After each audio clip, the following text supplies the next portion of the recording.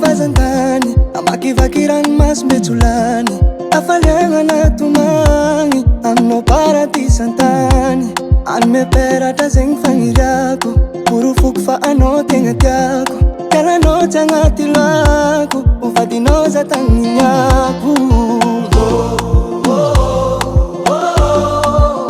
ano fagnatigny foko ato ano za raiky fahatsiaroa Sisi masuro ano eto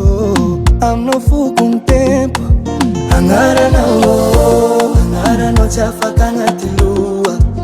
Ano kwa sandar tiraraki na tono sa vua Karavanga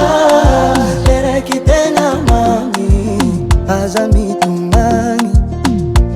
Mavya wetu antata kusanya vakuzan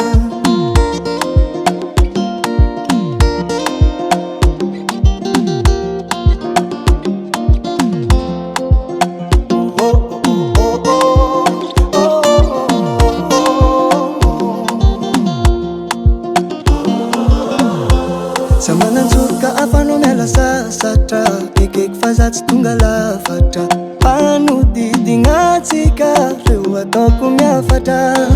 Ndraiky minambaro misy latsaka Fatanjonako aminao ny ampiakatra Nao fa Hoandefy maso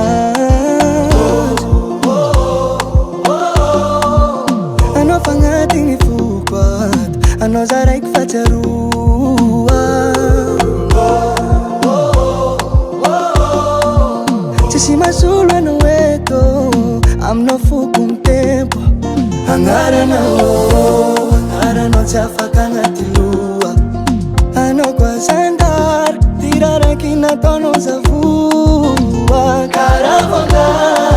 leraki tena mami Azami tumani Mavya wetu antata kusanya vakuzan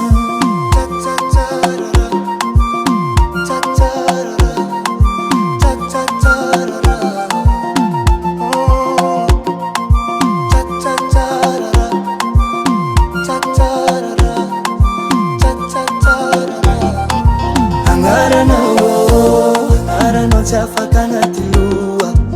Ano kwa sandar tiraraki na tono sa vua Karavanga leraki tena mami Azami tumani Mavya wetu antata kusanya vakuzan Davalt Record.